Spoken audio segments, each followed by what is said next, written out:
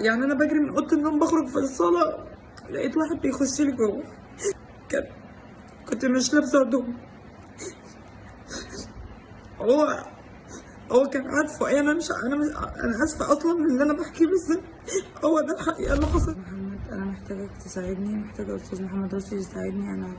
انا كنت محتاجه احكي لك تفاصيل واقعه حصلت معايا تالت يوم العيد. انا اسمي بسمة نصر، متجوزه احمد ناصر، عايشه في القليوبيه في دايره الخصوص تحديدا، تبع اسم الخصوص. حصل معايا تالت يوم العيد واقعة ان انا كنت الساعة 3 كده، جوزي جه من الشغل اكل ونام زي اي حد طبيعي خالص. 3:30 الباب خبط عليا، فانا قمت من النوم مخضوضة خبطة جامدة كده. فرحت قايلها مين معايا، يعني مين بره وكده. فراح قال لي انا جاركو الجديد، مراتي بتنزف، جوزك معاه عربيه ممكن يوديها المستشفى.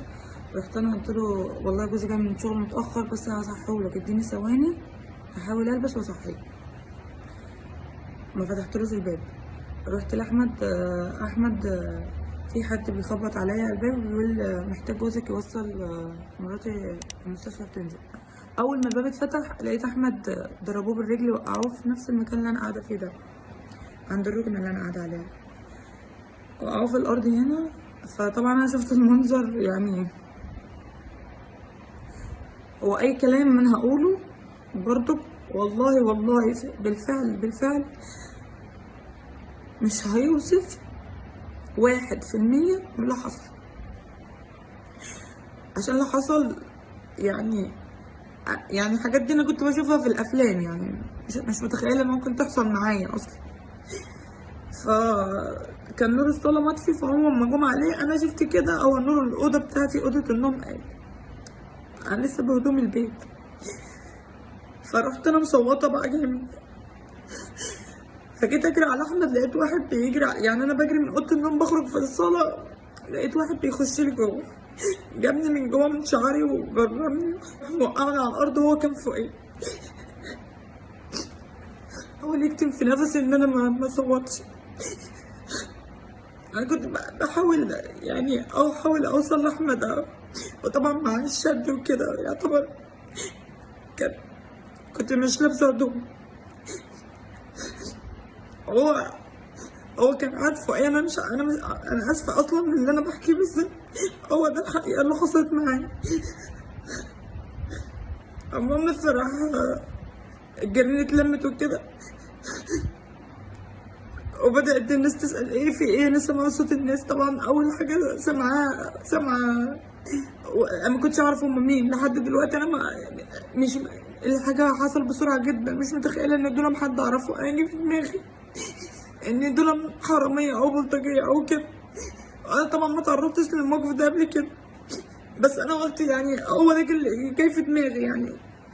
بعد كده راح برفع وشي كده لقيت اول واحد شفته اصلا مسجل خطر.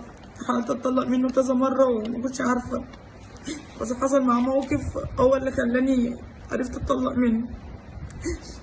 المهم فبدات الناس تقول، فواحده جارتي فبقول لها اتصلي بالحكومه اقفلوا الباب. هي نزلت تقول انا هتصل بالحكومه. فراح اللي مكتفني انا كان في واحد فيهم برضك من اللي جايين برضك، يعني يجاملوهم في الخناقه بتاعتهم، مع ان اصلا احنا قاعدين في بيتنا كافيين شغلنا شرنا. والله العظيم جوزي لا بيأذي حد ولا انا بأذي حد، ولا عمري عملت كده في حد، وكنت عمري ما اتخيل ان يحصل فينا كده. احمد لا هو مسجل ولا هو قليل الادب، هو طول عمره عايش في ليبيا واهله كلهم في ليبيا، متعلم بره مصر ومحترم جدا. الناس كلها يعني بتقول له يا استاذ احمد، مش معدين مع حد ان يحصل لنا معايا موقف زي كده. المهم هي نزلت تقول انا هجيب الحكومه هي والجيران. فراح اللي هو مكتفني كان اخوه راح جري وراه، راحت هي جاريه وقفل باب بيتها. فهو يعني بعد كده معايا حاجات لقيت انا قفلت الباب وهو قعد يخبط عليها تحت. المهم لا هو سابني. حاولت بقى، انا كنت بحاول اغطي نفسي باي هدوم او اي حاجه، وبدات اقول لهم كفايه كفايه.